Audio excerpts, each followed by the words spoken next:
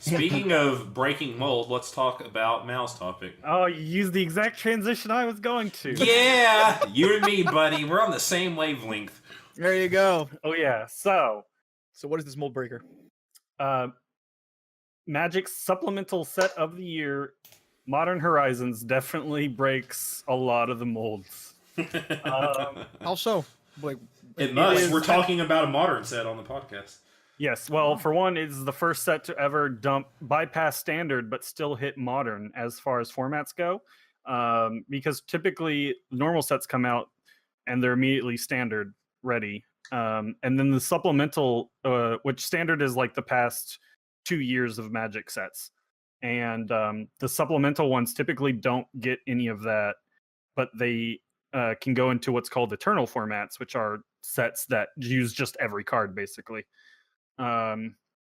Modern usually only gets the sets that have gone through standard, but it goes back to I believe 8th edition, which is like at this point probably, what was that, 12-ish years 12. maybe? Yeah, because we're almost on 20.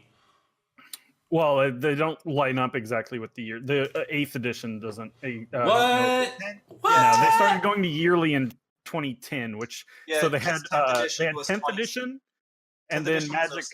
Yeah, they had 10th edition and then Magic 2010. After that, when they started doing yearly core sets. But anyway, so yes, this set, Modern Horizons, it has modern legal cards. There are no modern legal reprints except for 5 lands, which everyone thought they were going to be basic lands, but they ended up being snow lands, which is something that people have been wanting for a long time because they can get expensive, especially the foils. I think a foil snow-covered island, you can buy it for $20. And these are going to be full art. Ooh. So, yeah. Was that what was that set, like Rhyme Frost or something? Ice Age, the Ice Age block, which was okay. Ice Age and something else, and then later they also came back in Cold Snap, which was at the time like a secret lost third set for the Ice Age block.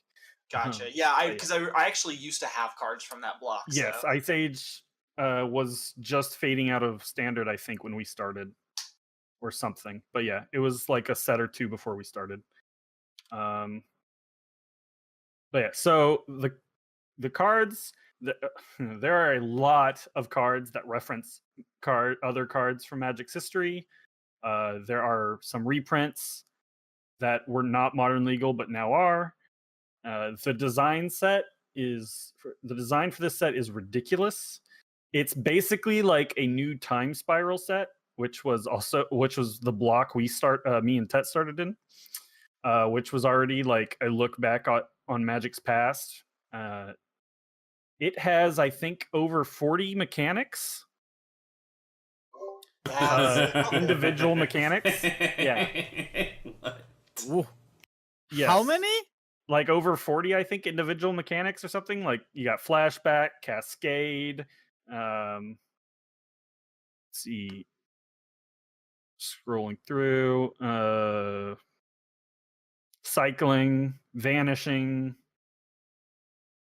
Kicker, Ninjutsu, because ninjas are back. Wow. Yeah, baby. Yeah. Convoke. Yeah, there's a lot. Evoke. So many. Yeah. There's Snow as a mechanic is back, Snow Permanence. Yeah, that's a lot. Yeah, which people have been asking for a new Time Spiral forever. In franchise players at least, and these supplemental sets are meant more for enfranchised players, not as a way to get new players. Because Time Spiral, even like I guess a lot of newer players had trouble with Time Spiral because it had so many different mechanics and a lot of references to Magic's past. Though I started then and loved it, but I guess the market research shows that was not the case for most people. And then so the different and the drafting of the set looks really cool. as I said, ninjas are back, and they're the blue-black draft pair. So we're getting quite a few ninjas. I think there was 14 ninjas before this set, and I think there's at least like Ninja Tribal. I've seen like 6 at least, if not more. Like sounds like you can make a ninja deck. Yeah. Definitely will help. A lot of people have been saying it's like a very like commandery set. Oh yeah. Well, most of these supplemental sets end up with a lot of commander cards. Just because Commander loves its weirder like cards that end up costing more mana than what you might be able to play in a typical like an Legacy actual format, tournament format or whatever. One of the ninjas, a rare ninja, is a zombie ninja, which I would have thought maybe someone was really into Sekiro. If Sekiro had come out a little before, or, a little bit early, a little earlier than March, but Mana War got a reprint. Yep, Mana War, surprisingly. Yeah, sometimes there were cards that showed up and people were like, this wasn't modern legal.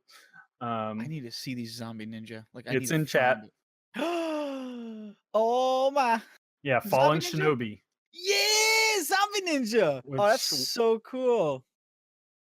It even has the prosthetic arm thing. It does. I love it. Yeah. Yes, it's great. One interesting thing about all these ninjas, it looks like they're kind of in a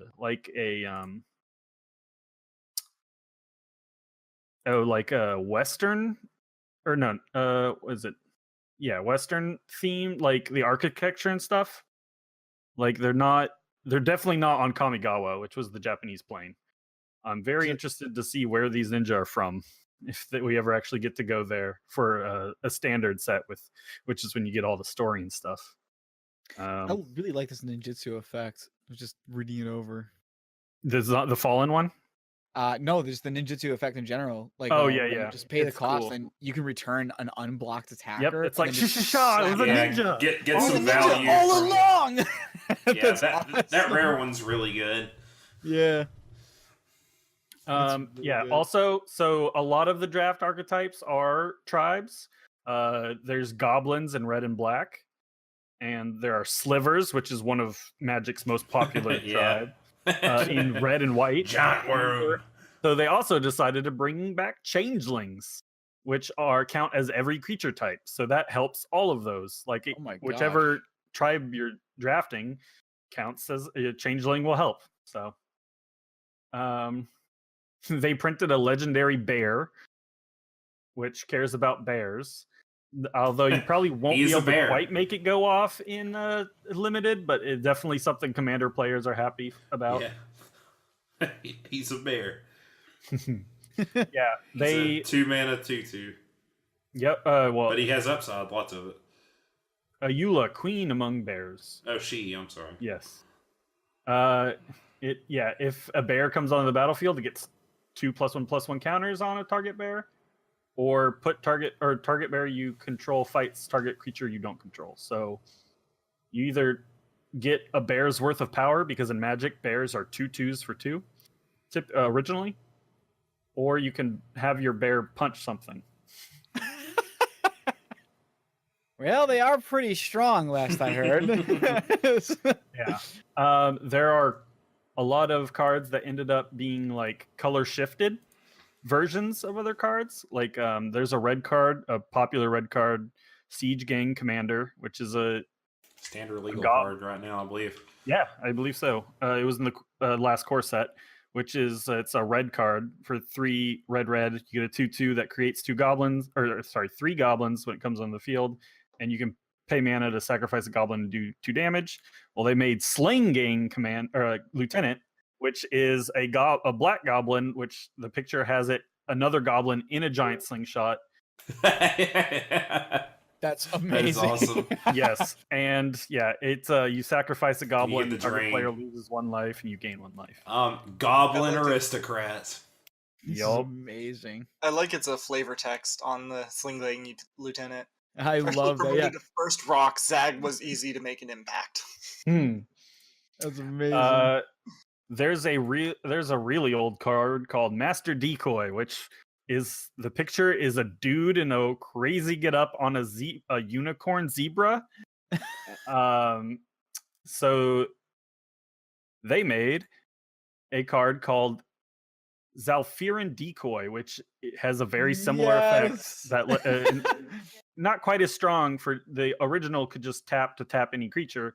This one can only you can tap to target creature, but only if you've had another creature enter. But it is a dude in a crazy getup with a unicorn zebra, just in updated art. It's amazing. Yeah, there's a. I'm not gonna lie, I do really like his flavor text though on the original card as opposed to the new one. Yeah, Because the new one is never let them take your eyes off of you. But the old one was a skilled decoy can throw your enemies off your trail. A master decoy can survive to do it again. Yeah. There's just so many references, but to old cards all over the place. And then there are also just weirdly designed cards. They definitely were having fun designing this set. Like Throes of Chaos is a card that in and of itself does nothing. It is 3 and a red and it has 2 effects: Cascade and Retrace. So Cascade is whenever you cast this card, you also get a free card that costs it cheaper. You basically go through the top of your deck until you hit a cheaper card, and you get to cast that for free. Retrace lets you buy back the card with Retrace on it for by discarding a land. Wow. So the card itself does nothing. You cast it, and then you get to see what free card you got from your deck. It's just so silly. And then there's also a creature, Hograk Arisen Necropolis, which looks like it's straight out of like a Dark Souls game or something. You cannot spend mana to cast on it, or cannot spend mana to cast the spell. But it's 5 and then 2 green-black hybrid. But it has Convoke and Delve, which are 2 different mechanics that let you pay for it without using mana. Convoke, you can tap your creatures like they were lands, basically. And then Delve lets you use your graveyard. Yeah, the Sky seems really good. Good God. And it's an 8/8 with trample and maybe cast from your graveyard. It's so silly. So what? Dude, first off, the art is amazing on this. I wanted to say that now. It's an animated Necropolis. Oh my God, it's so cool. Yeah. He's an 8/8 too. He's got trample. Jeebus. Yeah. There's people were trying to decide if it actually does go into a modern deck. There's one there's an archetype called Delve, which there are, I think, 2 Delve cards in this set. It is probably one of the most broken mechanics of all time because you can buy back. Strong. You can buy back. Dredge is the mechanic, and you can buy back the Dredge card by sending whatever the Dredge number. So if it's Dredge 3, you send the top 3 cards of your library into the graveyard, and you get that card back. And Dredge, you just send as in one turn. You could probably get double digits worth of cards into your library or your graveyard, no problem. And there are free creatures that come into play when they hit the graveyard from your library. So yeah, it does a lot of shenanigans basically without any mana. It's a very silly card or mechanic that they said they will never bring back in a standard set, but this is not a standard set, so they put it on some cards. Just like Storm, there are a few Storm cards, Storm is the most broken mechanic, I believe, because they have a. How will it beat the Neoform combo deck now? I don't know. Oh yeah, that one's silly, but yeah, there's a rating a scale called the Storm Scale, which is on a scale of 1 to 10, how likely a mechanic is to make it into a standard set, and Storm is the 10, as in it will never show up. But yeah, Delve, I believe, is also a 10, maybe a 9. But yeah, there's just references through Magic's past. There's just weird cards. There's the first Sliver is a card. A legendary that I'm sure will inspire people to make a lot of Sliver decks for Commander. He's the 5-color, right? Yeah, it's 5 colors. It's a 7/7. Every Sliver, it has Cascade, and all your Slivers have Cascade, which just means you get more free spells as you cast them. Probably you can get Sliver into Sliver into Sliver because they will all chain into cheaper Slivers. Oh yeah, red God. green. Yeah, he's a really archetype. cool commander card. Red green's archetype cares about the lands in your graveyard, which is why I believe they've printed red Dredge cards. But I believe it has enough cards, enough good cards in the set that people are actually think there will be a new modern deck, which is the most that's the most I've seen like people like definitely seem like has the most potential with the set, because the downsides of the set, like first and foremost, they said they up front they're like, this set is designed for modern. You know, that was like a lot of what seemed to be like the most important part of the set. You know, straight into modern, we'll have modern relevant reprints and new cards, but I don't think it quite holds up to that promise. The power level is just not quite there for what's already in modern. And then also they're pricing it at a premium set, which is double the normal cost. And I wouldn't be surprised if just all their supplemental sets are that from now on, which is kind of sad because yeah, it's already inexpensive. There's no real reason to, especially this one is going to be print to demand and not a limited print run, which is just limited scarcity or false scarcity or whatever. Artificial. Yeah, artificial scarcity is kind of on a product they can just print more of, but I never it's a liked it little when any crappy. company does that kind of thing. Yeah. It's always feels a little crappy. Yeah. But this one understood. won't have that, but it still has the Good. cost of those like premium Oh. sets, basically. Unfortunately, so I'll probably only get to like draft it once in person, and then it will be on Magic Online, and I'll probably get to do it a few times on that because I believe I have saved up like premium or whatever that the current tickets are. Yeah. Its currency is called, but not Arena, because Arena is only standard cards. As awesome as that client is compared to Magic Online. I wish they would like find a way to do legacy stuff on there. Mm-hmm. But I think they won't, just because they kind of want MGO to be, or MTGO to be that kind of way you play legacy online. Mm-hmm. Yeah, and then they've been completing cycles that weren't completed for a long time. Like they've added, so there are these swords of like Sword of Feast and Famine,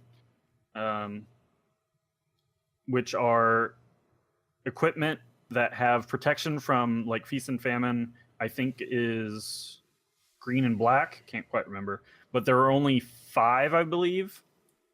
And then this set added 2 more: Sword of Truth and Justice and Sword of Sinew and Steel, which is the white, blue, and black, red swords. So there's only 3 left to go. So people were happy about that. We got the final. There are these mana rocks called Talismans that we only ever had the ally colors, which are the colors next to each other on the mana. Whatever the mana circle on the back of the card or whatever. Mm-hmm. Now we have the enemy ones, which will be commander staples. Yeah, it's probably the coolest set I've seen in a long time. I just wished it was cheaper, really, for me, because yeah, it's a lot, like especially to draft in person, which is the coolest. But will probably be like maybe I don't know, anywhere between $30 and $50 probably for one draft. Yeah, which is crazy. Right. Expensive. But the cards are really cool. Yeah, much more too expensive for like the casual fan.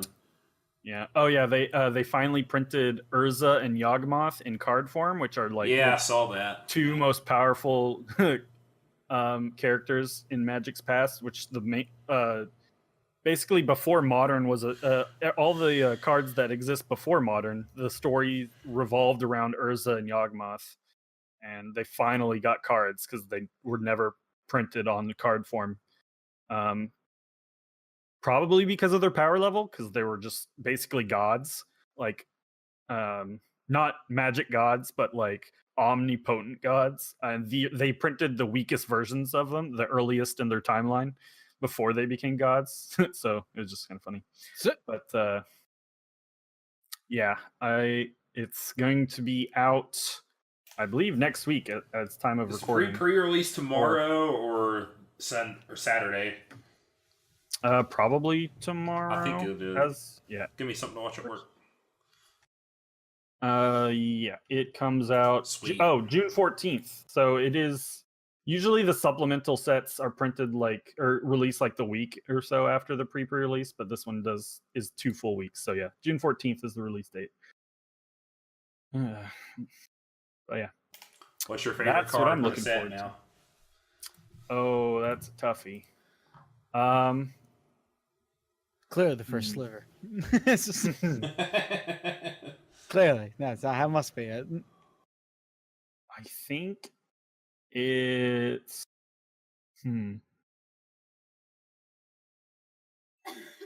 I really like the Planeswalker, Wrenn and 6. It's a 2-mana Planeswalker, a red and a green, but it's all of its abilities revolve around, I guess its plus and ultimate abilities revolve around lands.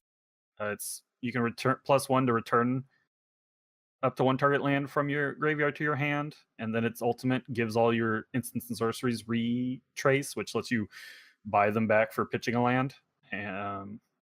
Cool. It's just really neat. I love lands in the graveyard type effects.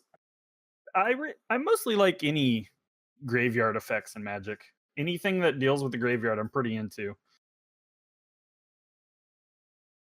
Oh.